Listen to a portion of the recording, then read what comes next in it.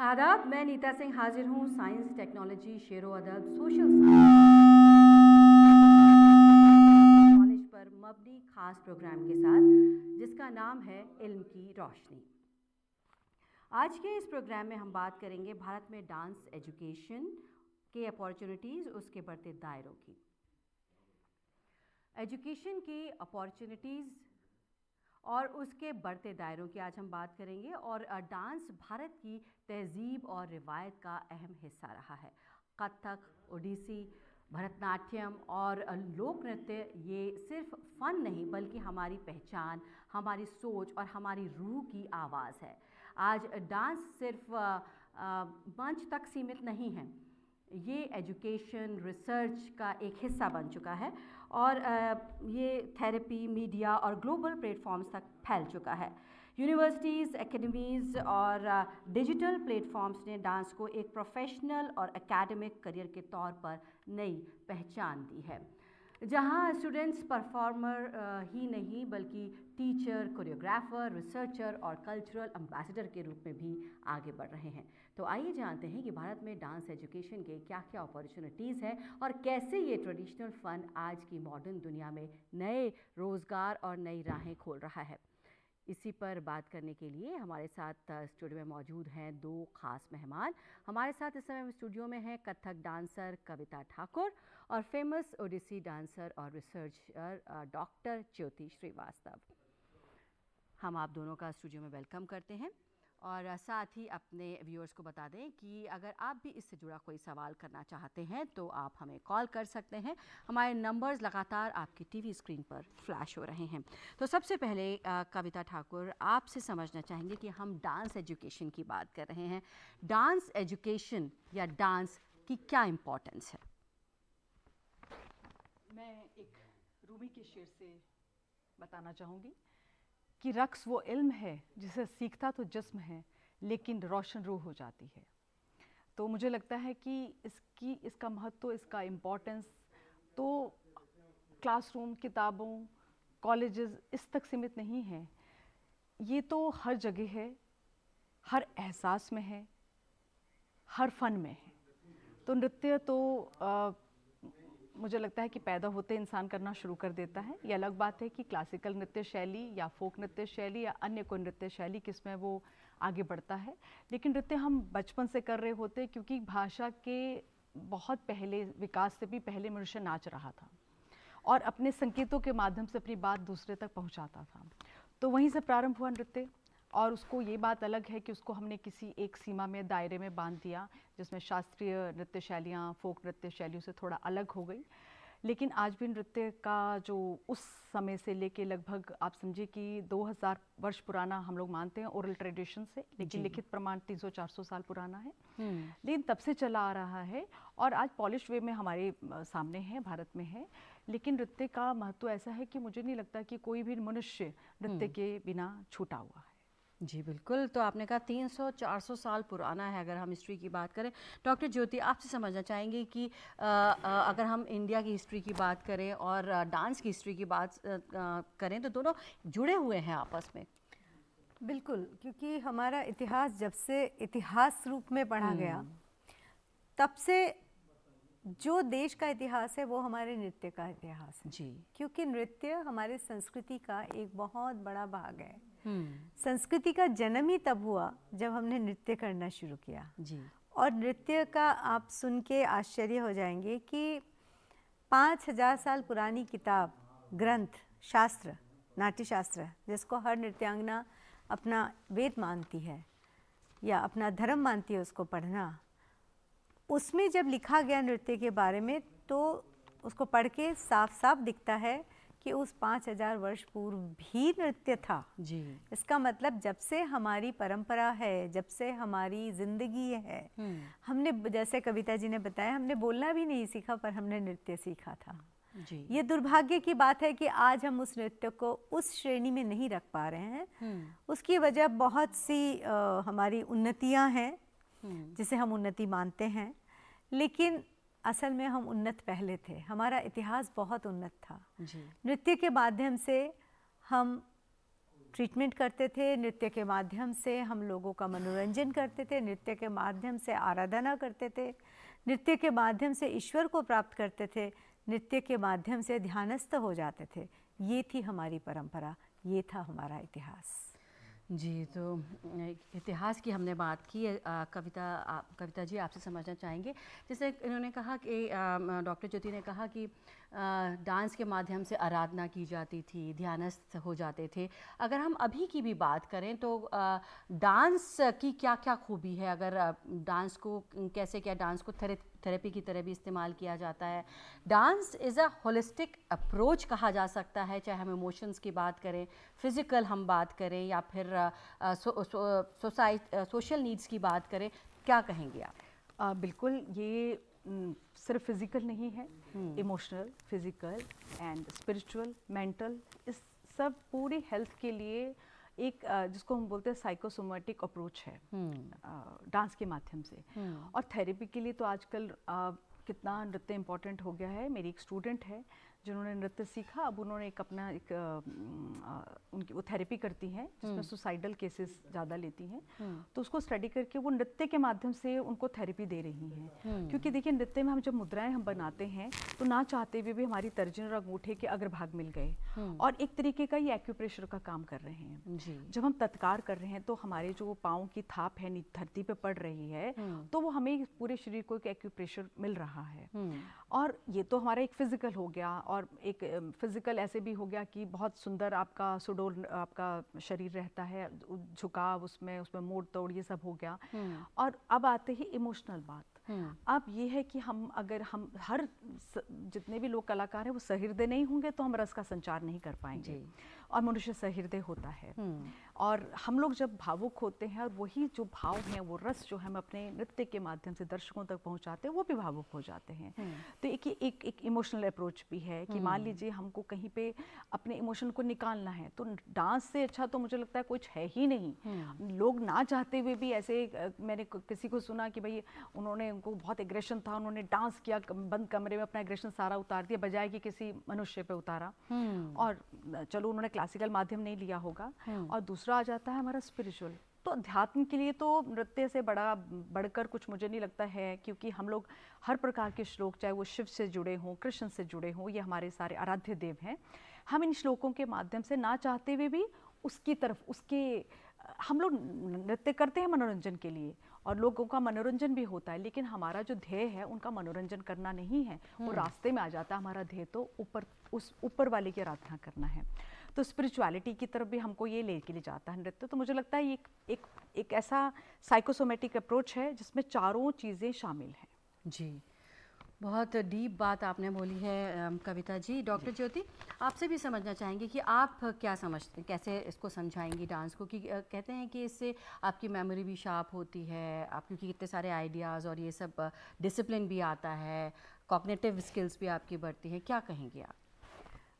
जैसा कविता ने बताया अभी कि ये स्पिरिचुअल पथ पर जाने का, यानी आध्यात्म पथ पर जाने का सबसे सरल और सुंदर रास्ता है, क्योंकि ये आध्यात्म पथ की तरफ हमें ले जाता है। तो आध्यात्म पथ ही ऐसा है जो आपको अंदर से एक तरह से क्लीन करता है, उसका डिटॉक्स करता है। जो आप डिटॉक्स पानी पीते हैं, डिटॉक्स खाना खाते हैं, डिटॉक्स मेडिसिन्स लेते हैं, तो नृत्य एक ऐसा काम है, ऐसी क्रिया है जिसको करने से आपका मन, बुद्धि और आत्मा तीनों डिटॉक्स हो जाती है। तो जब तीनों डिटॉक्स हो गई तो आपका ध्यान कहाँ जाता है? ईश्वर की तरफ। और जैसा कविता जी ने बताया कि हम हर प्रस्तुति में किसी न किसी ईश्वर की आराधना ही कर रहे होते हैं। तो आप सोचिए, एक पंडित मंदिर में दिन में एक बार एक मंत्र बोलता है 24 घंटे में, और उस मंत्र को बोलने के बाद वो एक महापंडित कहलाता है। हम चरण छू के प्रणाम करते हैं उसको जी। और एक नृत्यांगना एक रचना को साधने के लिए, और वो रचना जो या तो शिव पर आधारित होगी, या कृष्ण पर, या दुर्गा पर, या गणेश पर, या राम पर, किसी न किसी ईश्वर पर आधारित है, उसको वो बहुत कम भी रियाज करती है तो 1000 बार करती है, सुबह शाम करती है। तो आप सोचिए कि उसका मन, बुद्धि और शरीर तीनों का एनर्जी लेवल कहाँ पहुँचता है जी। पहली चीज़। दूसरी चीज़, उसका कनेक्शन उस ईश्वर से कितना गहरा हो जाता है कि उसको ये बोलने की ज़रूरत नहीं पड़ती हरे कृष्ण या हरे राम, कोई मंत्र उच्चारण का 24 घंटे माला जपने की उसको ज़रूरत नहीं पड़ती, क्योंकि वो अदरवाइज भी वही कर रही है नृत्य के माध्यम से। दूसरा क्या है, इसका एक साइंटिफिक अप्रोच। नागरिक दिखाई देते हैं सोसाइटी में, क्योंकि हम लोग बाकी दूसरे सोशलाइजिंग भी कर रहे हैं ना, तो सोशलाइजिंग में भी हम लोग नृत्य के माध्यम से बहुत सारे लोगों को एजुकेट कर रहे हैं। अब जहाँ भी जाएंगे अगर पूछेंगे तो हम लोग, अब वो ज़माना नहीं रहा, क्योंकि आजकल तो टेक्नोलॉजी इतनी हावी है कि बच्चे एक क्लिक पे सब कुछ जान लेते हैं यूट्यूब, गूगल के माध्यम से। लेकिन हम लोग तो उसको, गूगल को भी इंसानों ने बनाया, हम ही जैसे लोगों ने बनाया होगा, तो हम लोग तो चलता फिरता जीता जाता एक गूगल या यूट्यूब हो जाते हैं। तो मुझे लगता है कि ये बहुत ही महत्वपूर्ण बात है कि जो हम सोसाइटी को देते हैं कि हम लोग बिल्कुल सोसाइटी में अलग नज़र आते हैं। बिल्कुल बिल्कुल। डॉक्टर ज्योति, क्या आप मानती हैं कि डांस एजुकेशन इल्म की रोशनी है? ये बात 100% ठीक है कि इल्म की रोशनी कला ही है। इल्म की रोशनी कभी कोई किताब नहीं हो सकती। किताब भी अगर है तो वो भी कला के माध्यम से ही है। कला खाली नृत्य ही नहीं, कला बहुत रूप में हमारे सामने है। जैसे वात्स्यायन जी ने तो 64 कलाओं की बात कही है, लेकिन 64 ही नहीं है। मैं जो अभी बोल रही हूँ ये भी एक कला है। आप जो हमसे पूछ रही हैं ये भी एक कला है, हर आदमी पूछ भी नहीं सकता जी। तो ये कलाएं जो हैं वो सबसे सरल माध्यम है इल्म का जी। इल्म है क्या?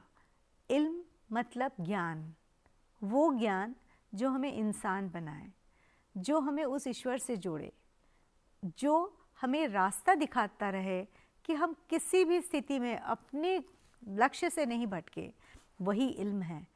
और कला हमें यही सिखाती है कि तुम्हारा लक्ष्य क्या है ज़िंदगी का, तुम्हें किस तरफ, किस ओर, किस राह में जाना है, तुम्हें किस रूह से जाके मिलके अपनी सफ़र को पूरा करना है, कहाँ तुम्हारे रूह का अंतिम पड़ाव है। ये सब कला के माध्यम से हम सीखते हैं और यही नृत्य के माध्यम से हम आज के बच्चों को सिखाना चाहते हैं कि आप नृत्य तो सीखिए, नृत्य से मनोरंजन होगा, नृत्य से आपका व्यायाम होगा, नृत्य से आपको अच्छा हेल्थ मिलेगा, अच्छी सोच मिलेगी, लेकिन अल्टीमेटली अंत में आपको वो लक्ष्य मिल जाएगा जो शायद सालों साल हिमालय पे बैठ के ध्यान करने से शायद मिले, शायद ना भी मिले, लेकिन नृत्य और संगीत के माध्यम से आपको ये ज़रूर मिल सकता है। इसलिए मेरे हिसाब से तो संगीत और नृत्य का अध्ययन इल्म की पराकाष्ठा है। जी बहुत अच्छा।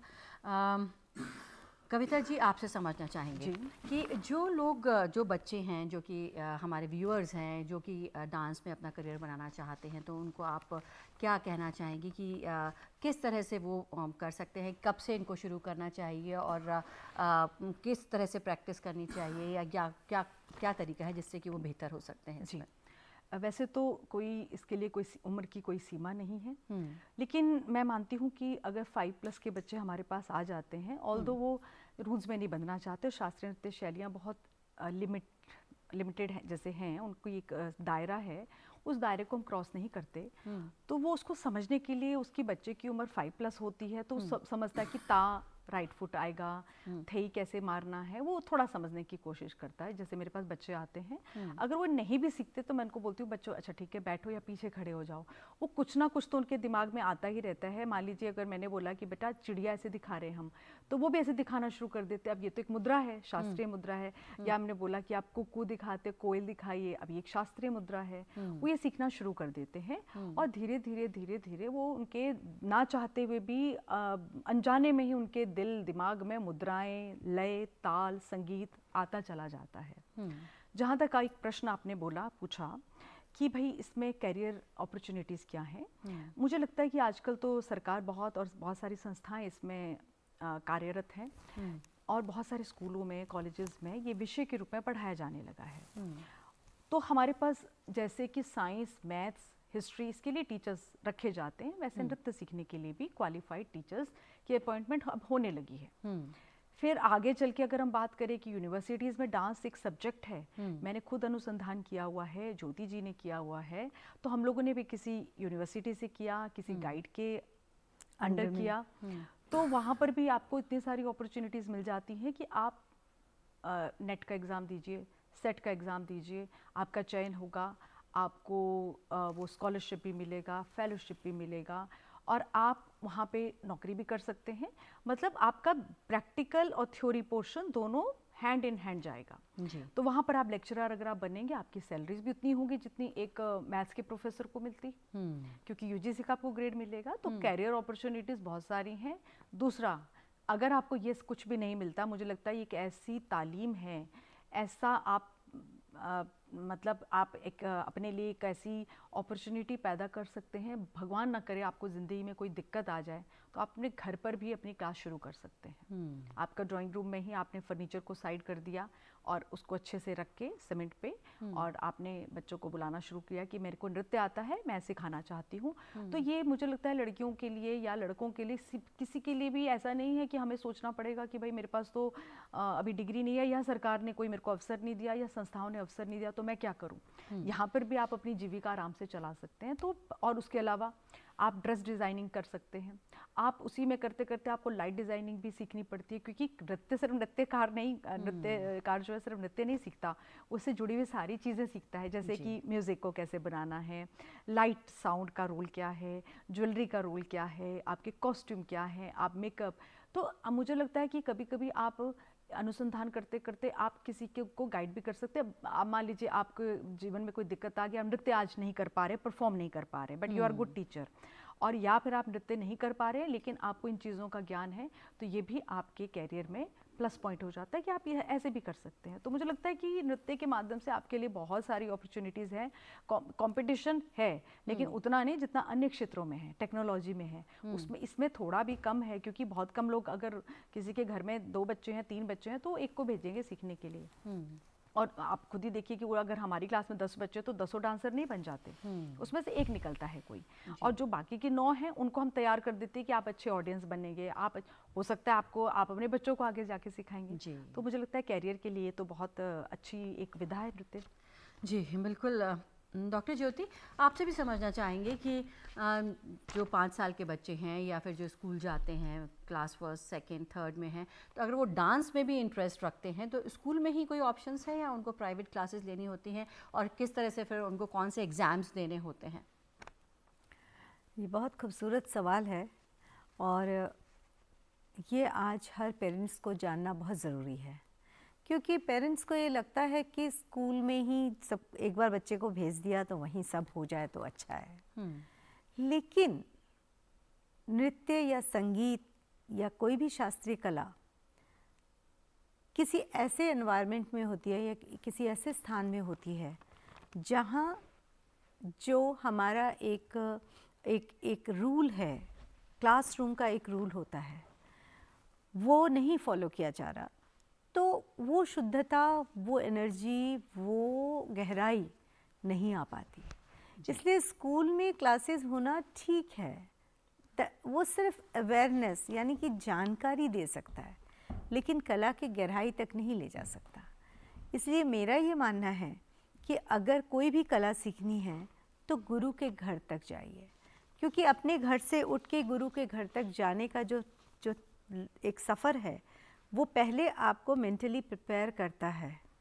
फिर गुरु के घर पहुंच के उसके नृत्य का जो या गाने का या पेंटिंग का जो कॉर्नर है, उस कॉर्नर तक पहुंचने में जो उसका इमोशनल एक गुरुजी होंगे कि नहीं, आज क्लास ठीक से होगी कि नहीं, आज कौन आएगा, ये जो एक इमोशनल मूवमेंट होता रहता है आपके अंदर, वो आपको सेकंड स्टेज के लिए प्रिपेयर करता है। और फिर अंदर जाके जब आप गुरु का चरण छू के प्रणाम करके और रेडी होते हैं कि अब मुझे डांस करना है या गाना गाना है या पेंटिंग करना है, वो तीसरा स्तर होता है जहाँ बच्चा ये सीखता है कि कैसे नतमस्तक होना है, कैसे कला की पूजा करनी है, कैसे कला के माध्यम से ज़िंदगी को जीना है, ये चीज़ वो गुरु घर जाकर ही सीख सकता है। स्कूल में ये नहीं हो सकता, क्योंकि आज के स्कूल तो वो हमारे ज़माने वाले स्कूल नहीं हैं। जी। आजकल तो 5 स्टार स्कूल्स हैं, एसी रूम हैं, टीचर्स भी उसी तरह हैं, गुरु नहीं है, वो शिक्षक हैं। तो गुरु और शिक्षक का जो फ़र्क है वो पहले समझना होगा पेरेंट्स को, तभी वो बच्चे को कोई भी कला सीखने के लिए गुरु स्थान भेजेंगे, क्योंकि किसी भी कला का आधार है गुरु परंपरा, और गुरु परंपरा गुरु के निवास स्थान में ही शुरू होती है। जी बिल्कुल। आपसे कविता जी जानना चाहेंगे, अगर हम डांस की बात करें तो अगर हम हिस्ट्री, हमने आपसे जानी कितना पुराना है, जितनी की हिस्ट्री पुरानी है इंडिया की उतने ही डांसेस भी पुराने हैं, लेकिन तब से अब में किस तरह के बदलाव आए हैं वो आपसे समझना चाहेंगे। जी, क्योंकि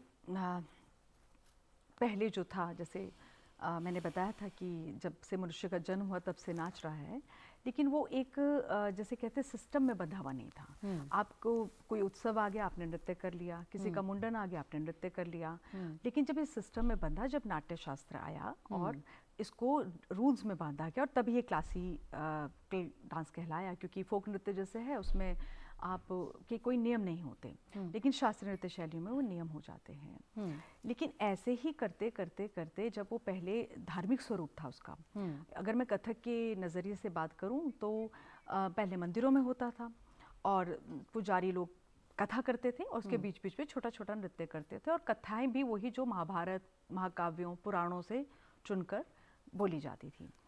धीरे धीरे मुगल भारत आए, हम सबको मालूम है कि हमारी संस्कृति कैसे छिन्न भिन्न भी हुई, प्रगति भी हुई उसमें, तो उसका प्रभाव नृत्य पर भी पड़ा। तो थोड़ा सा जो डांसर थे, जो पुजारी लोग थे जो मंदिरों में नृत्य करते थे, वो धीरे धीरे बादशाहों के दरबार में आ गए, राजाओं के दरबार में आ गए। तो उनकी जी हुजूरी में भी नृत्य को इसे ढाल दिया उन्होंने कि वो बादशाहों को खुश कर सकें, और कुछ नृत्य सुरक्षित रहा मंदिरों में भी जो नहीं आए थे, तो वहाँ पर भी नृत्य ऐसा नहीं कि वो बिल्कुल मुगल छाप पे ही वो रहा, उसमें नई नई टेक्निक, नई नई चीज़ें उसमें जुड़ती चली गई। यही मुझे लगता है उड़ीसी, भरतनाट्यम, आगे अन्य नृत्य शैलियों में भी हुआ। फिर स्वतंत्रता, फिर ब्रिटिश आए भारत, उसके बाद जब स्वतंत्रता के पश्चात मुझे लगता है कि आज नृत्य बहुत एक उत्कृष्ट सीमा पर है, क्योंकि आज नृत्य में बहुत सारी चीज़ें जुड़ गई हैं। स्टेज पर होता है, और आपको समझिए कि आपके लाइट, साउंड, कॉस्ट्यूम, मेकअप, इस पे इतना ध्यान दिया जाता है, और रिसर्च करके बाकायदा हम लोग भी रिसर्च, अगर मेरे को सूरदास का एक भजन नाचना है तो मैं उसको रिसर्च करती हूँ कि शब्द का अर्थ क्या है, ये सूरदास ने किस सदी में लिखा होगा, और इसका क्या कहना है, इस भजन के माध्यम से हम क्या कहना चाहते हैं। तो मुझे लगता है कि ये करते करते आज एक बहुत बदलाव तो आया है डेफिनेटली। आज नृत्य एक तकनीकी नहीं रह गई, एक उच्च कोटि की अभिनयात्मक शैली बन चुका है। तो हम इसको बहुत परिष्कृत रूप में आज हम देखते हैं। ऑफ कोर्स हम ये देखें कि पुराना नृत्य जो था उसमें कुछ चीज़ें नहीं थी, जैसे आज हम कहेंगे कि हम पीछे भी जाते हैं तो बहुत अदब के साथ जाते हैं। तो पहले लोगों में खुला नृत्य होता था, महफिलों में हो गया, आपने किया तो आपने कभी इन चीज़ों का ध्यान भी बहुत ज़्यादा नहीं रखा। लेकिन आज की उसमें एंट्री, एग्जिट, उसका execution of the theme on stage, ये सब चीज़ों के माध्यम, ये सब चीज़ें जो नृत्य में जुड़ती चली गई, तो आज नृत्य में बदलाव ज़रूर आया। लेकिन मुझे ऐसा लगता है कि आज नृत्य बहुत बेस्ट है इस समय, अपनी जैसे कहते हैं चरम सीमा पर है। बिल्कुल, तो चरम सीमा पर है। अगर हम इंडिया में डांस की बात करें तो डॉक्टर ज्योति, ये तो बात हुई कि डांस में किस तरह से बदलाव आया, लेकिन अगर हम बात करें कि लोगों की सोच में भी क्या बदलाव आया है। अगर कोई पेरेंट है तो अपने बच्चे को डांस सीखने के लिए कितना मोटिवेट करते हैं या इंटरेस्ट शो करते हैं, पहले और अब में किस तरह का फ़र्क आपको दिखाई देता है, क्योंकि आप भी डांस सिखाते हो, आपने क्या महसूस किया है? पहले से अभी पेरेंट्स बहुत एजुकेटेड हो गए हैं, और पेरेंट्स काफ़ी रिसर्च करके टीचर्स के पास पहुंचते हैं। जब वो मेरे पास तक पहुंचते हैं तब तक मेरा सारा हिस्ट्री वो पढ़ चुके होते हैं जी। तो ये एक बहुत ही पॉजिटिव चीज़ है, ये एक बहुत अच्छी चीज़ लगती है कि वो मेरे बारे में जानने के बाद मुझ तक आ रहे हैं और वो तैयार होते हैं कि हाँ हम उड़ीसी सीखने आए हैं। जबकि जो हमारा समय था, हमसे पहले क्या था वो तो मैंने देखा नहीं, लेकिन मैंने अपने समय में और अपने 1-2 साल आगे और पीछे वाले जनरेशन में मैंने ये चीज़ देखी थी कि लोगों को पता नहीं होता था हम क्या सीखने आते हैं। मेरे गुरुजी की क्लास में मैंने बहुत बार ऐसा सुना था कि पेरेंट्स आके बोल रहे जी मुझे अपनी बेटी को कथक सिखाना है। तो गुरुजी बोलते थे मैं तो कथक नहीं सिखाता, मैं तो उड़ीसी सिखाता हूँ, तो आप कथक के लिए कथक, क्योंकि मैं कथक केंद्र के पास रहती थी, तो बोलते थे आप वहाँ जाइए, वहाँ आप कथक सीख सकते हैं। तो ऐसा सिचुएशन आज नहीं आ रहा है। दूसरा, हमें जब हमारे पेरेंट्स डांस क्लास में ले गए तो हम कुछ नहीं जानते थे, डांस क्लास ले गए, कोई है जो हमको सिखाएंगे और हम सीखेंगे और हम घर आ जाएंगे, इतना ही हमको मालूम था। आई वॉज जस्ट, मैं 4 साल की थी जब मैं पहली बार डांस क्लास गई थी। लेकिन आज जब मेरे पास 4-5 साल की बच्चियां आती हैं, वो आते ही इतना सब नेट पे पढ़ के आती हैं कि वो क्या सीखने आ रही हैं और मैं कौन हूँ और मैं कितनी स्ट्रिक्ट हूँ और मेरे को क्या पसंद है, मुझे क्या नहीं पसंद है, ये सारी चीज़ें वो स्टडी करके तब आती हैं। तो इस मामले में तो मैं सोशल मीडिया को बहुत धन्यवाद देना चाहती हूँ कि इंस्टाग्राम और फेसबुक ये बहुत लोगों को एजुकेट कर रहा है। और जहाँ तक नृत्य की बात है, इसमें बीइंग ए टीचर हमें बहुत हेल्प मिलती है, क्योंकि जब बच्चा और पेरेंट्स दोनों मेंटली प्रिपेयर्ड होकर आते हैं तो सिखाना बहुत आसान होता है। मेंटली जब प्रिपेयर्ड नहीं होते तो उनको फिर पहले तो हमें मेंटल वर्क करना पड़ेगा, देन फिजिकल वर्क स्टार्ट करेंगे। तो वो एक बहुत टाइम टेकिंग, जो एक ज़माने में ये टीचिंग मेथडोलॉजी थी, वो आज बहुत आसान हो गई है, क्योंकि पेरेंट्स भी एजुकेटेड है और बच्चे भी। अब प्रॉब्लम कहाँ आती है? प्रॉब्लम यहाँ आती है कि आज इंस्टेंट कॉफ़ी का ज़माना हो गया है, कोई भी फ़िल्टर कॉफ़ी पीना नहीं चाहता है। तो फ़िल्टर कॉफ़ी का मतलब it takes time to prepare, और इंस्टेंट कॉफ़ी तो डालो और पी लो। तो जब वो नृत्य सीखने आते हैं तो उनको नृत्य भी इंस्टेंट ही लगता है कॉफ़ी की तरह, कि बस आज क्लास में आए हैं, 1 महीने बाद जो भी प्रोग्राम हो उसमें मैं करूँगी ना मैम। अब ये जो साइकोलॉजी है पेरेंट्स की भी और बच्चों की भी, ये थोड़ा सा हमें एजुकेट बहुत डेलिकेटली करना पड़ता है, हैंडल, और उन्हें एजुकेट करना पड़ता है कि देखो आप कला सीखने आए हो, कला एक तरह का जीवन है। जैसे माँ के पेट से बच्चा एक दिन में नहीं आता, उसको 9 महीने का समय चाहिए, फिर 10वें महीने में वो हमें अपनी शक्ल दिखाता है। ऐसे ही जैसे माँ के पेट में एक छोटा सा बीज बनते बनते बनते हम जैसे बड़े इंसान बन जाते हैं, वैसे ही नृत्य या कोई भी कला एक छोटी सी बीज की तरह होती है। जब वो बच्चा या वो पेरेंट्स क्लास में आते हैं, उस बीज को पनपने में और वृक्ष बनने में समय चाहिए, और वो समय देना पेरेंट्स को भी सीखना है और बच्चों को भी। बस यहीं आके हमें थोड़ा सा चैलेंज फेस करना पड़ता है, वरना पहले से आज के बच्चे बहुत स्मार्ट हैं। जी बिल्कुल। कविता जी, आप भी क्लासेस लेती हैं, आप किस तरह के चैलेंजेस फील करती हैं, किस तरह के बदलाव आपको दिखाई देते हैं, या किस तरह के चैलेंजेस आप फील करती हैं? देखिए, आजकल के जो बच्चे हैं वो चैलेंज मैं सबसे ज़्यादा यही फेस करती हूँ, जो ज्योति जी ने भी बात करी कि सबको इंस्टेंट चाहिए। जो हमारे कुछ रियलिटी शोज़ आते हैं वो उससे बड़े अफेक्टेड रहते हैं। वो जैसे ही आएंगे वो बोलेंगे हमें वो डांस इंडिया डांस या कोई अन्य शोज़ हैं उसमें पार्टिसिपेट करना है, इसलिए हम नृत्य सीखने आए हैं। तो बोलेंगे बेटा आपको तो पहले हमें ठुमरी सिखा दीजिए। अरे बेटा आपको खड़े होना नहीं आता अभी, आपको वैसे खड़े होना आता है, लेकिन नृत्य में कैसे खड़े होते हैं वो आपको नहीं आता, उसके लिए वो आपको तालीम लेनी पड़ेगी। तो वहाँ थोड़े से डिसहार्टन हो जाते हैं, छोड़ जाते हैं, या कुछ कंटिन्यू करते हैं। कंटिन्यू करने के बाद उनको पता चलता है कि मैं कहाँ ठीक थी, मतलब मैं एज ए गुरु, और वो लोग कहाँ क्या डिमांड कर रहे थे। तो एक तो मेरे को लगता है ये सबसे बड़ा चैलेंज है।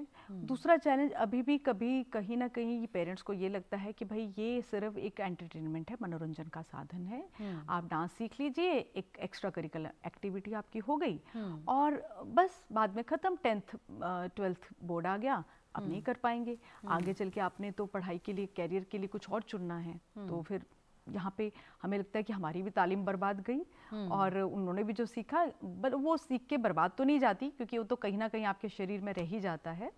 तो इस तरीके के चैलेंजेस फेस करते हैं, क्योंकि बहुत सारे पेरेंट्स अभी भी बहुत लिबरल नहीं है, बहुत ओपन अप नहीं है, क्योंकि उनको वो अशिक्षित हैं इस मामले में।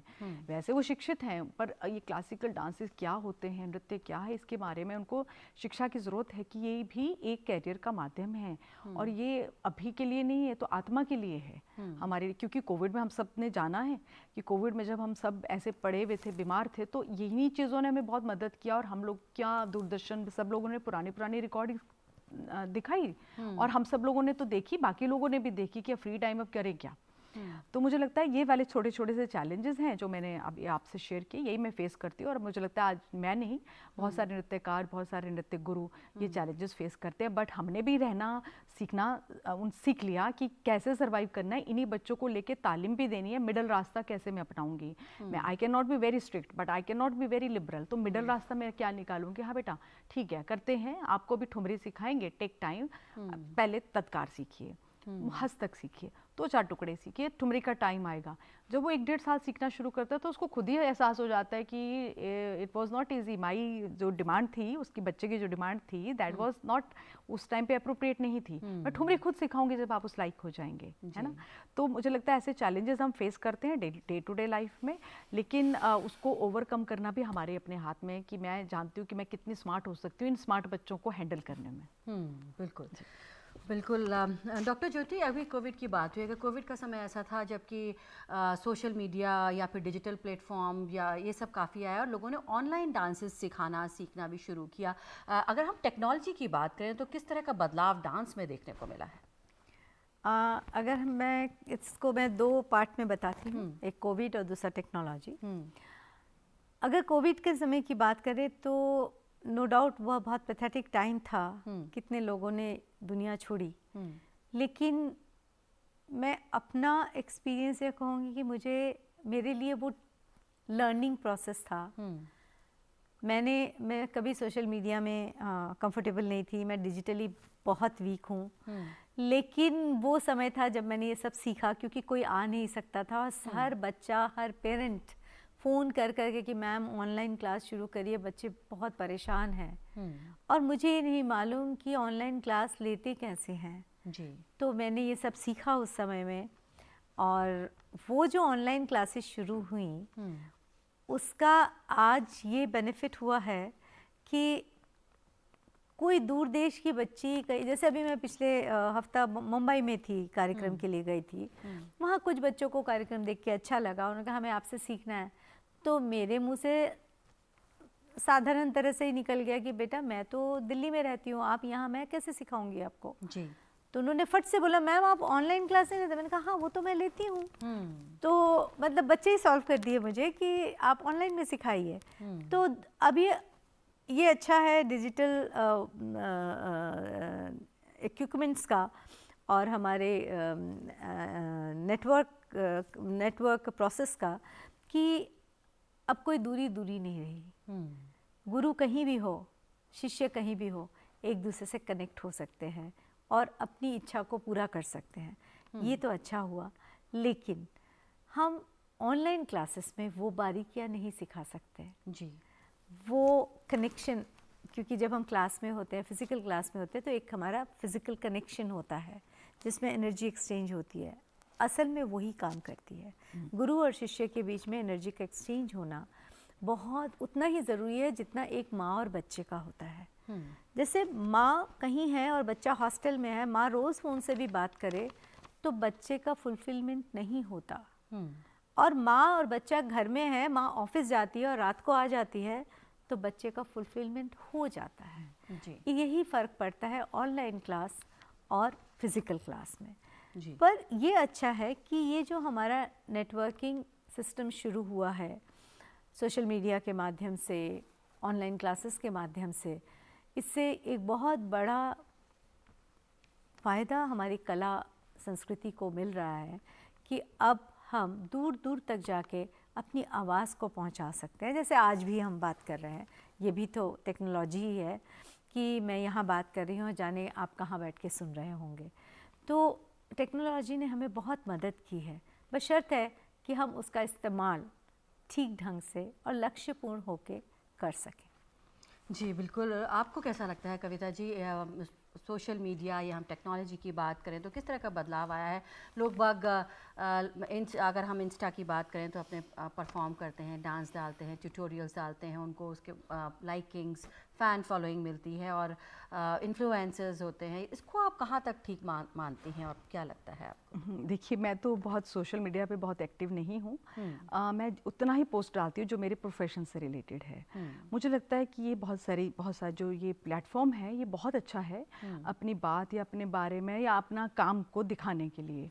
लेकिन आजकल कभी कभी क्या हो गया कि वो रील वाले बच्चे हो गए हैं, जो रील बनाते हैं ना, वो रियल डांसर नहीं होते। वो इतना बढ़िया नाच रहे होते हैं रील में कि आपको लगेगा भाई भाई क्या ही डांसर है ये, लेकिन आप उनको स्टेज पे देखेंगे तो कोई स्टैमिना नहीं है, क्योंकि टेक्नोलॉजी से वो उस एंगल से अपने आप को शूट करवाएंगे जिससे में वो पतले भी दिख रहे हैं या पीछे का जो आपका सराउंडिंग है वो बहुत खूबसूरत दिख रहा है, आपके कॉस्ट्यूम के कलर भी चेंज हो गया, आपने मेकअप नहीं भी लगाया तो भी आप बड़े अच्छे दिख रहे हैं। लेकिन आप जब उनको स्टेज पे प्लेटफॉर्म पे देखते हैं तो वो नहीं होते। और ये हमारी कला ऐसी नहीं है, क्योंकि रील वाली कला नहीं है।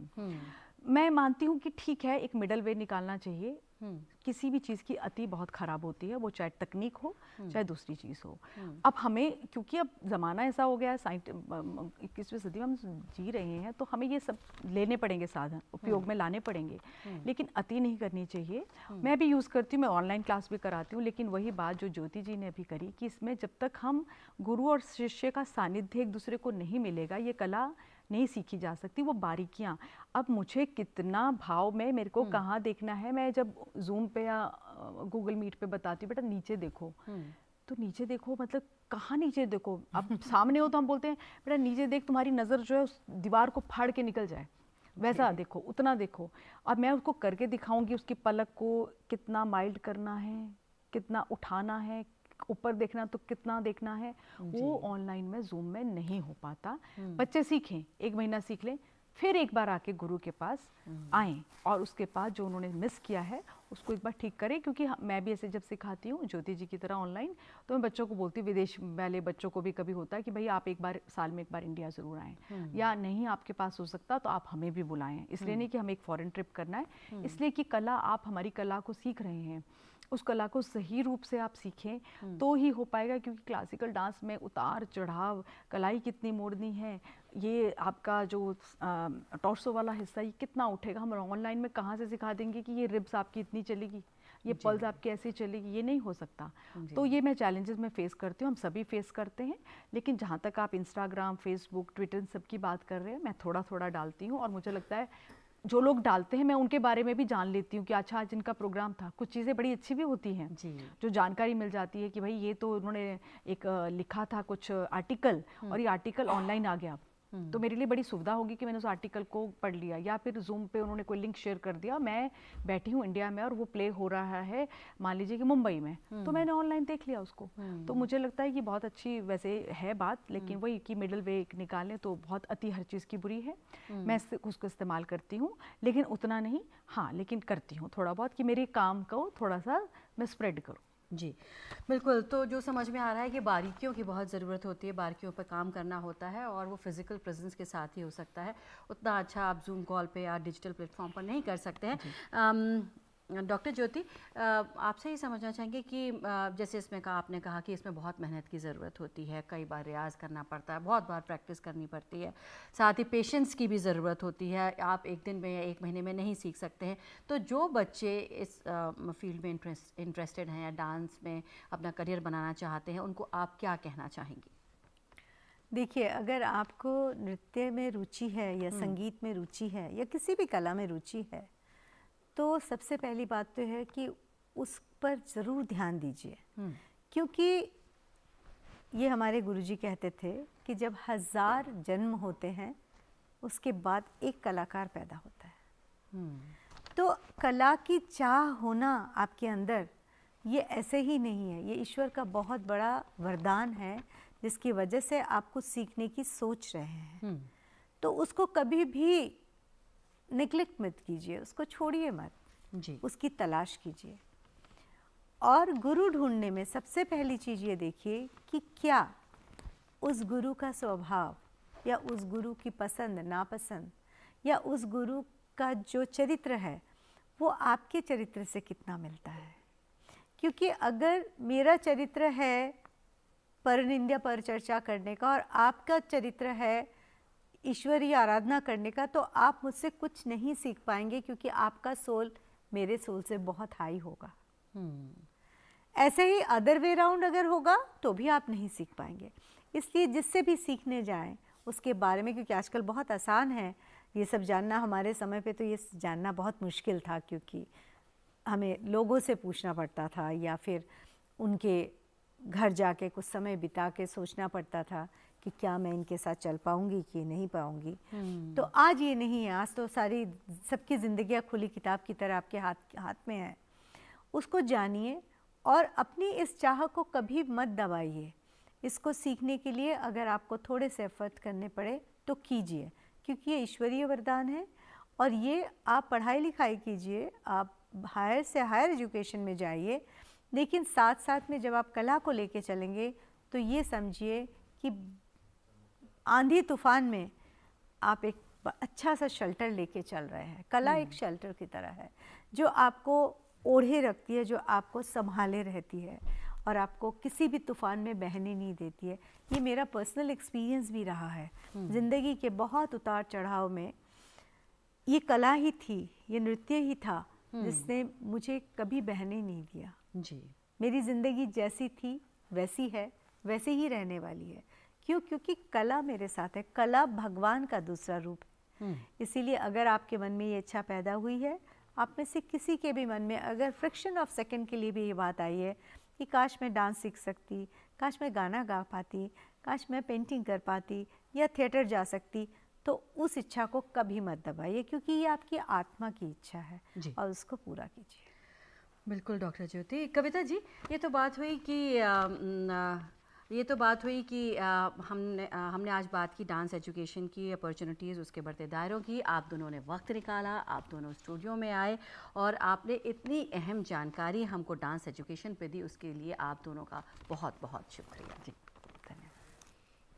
तो हमारे साथ आज 2 ख़ास मेहमान मौजूद थे और हम बात कर रहे थे डांस एजुकेशन, उसके अपॉर्चुनिटीज़ की और उसके बढ़ते दायरों की। हमने जाना कि किस तरह से डांस में एक डिसिप्लिन की, मेहनत की ज़रूरत होती है और किस तरह से डांस आपको एक होलिस्टिक ग्रोथ देता है। अगर आप डांस में करियर बनाना चाहते हैं तो आप क्या कुछ कर सकते हैं, क्या क्या आपके पास अपॉर्चुनिटीज़ हैं, क्या क्या कहाँ कहाँ अपना करियर बना सकते हैं, हमने जाना। और इसके अलावा अगर आप करियर नहीं भी बनाना चाहते हैं तो किस तरह से ये आप में बदलाव ला सकता है, ये भी हमने जाना। हमारी इस खास पेशकश में फ़िलहाल इतना ही। उम्मीद है आपको हमारा ये प्रोग्राम पसंद आया होगा। हम आपके लिए और किस तरह के नॉलेज पर प्रोग्राम तैयार करें, आप हमें मशवरा दे सकते हैं। इसके लिए हमारा email ID है hopdurdu@gmail.com। इसी के साथ हमारी पूरी टीम को दीजिए इजाज़त। आदाब।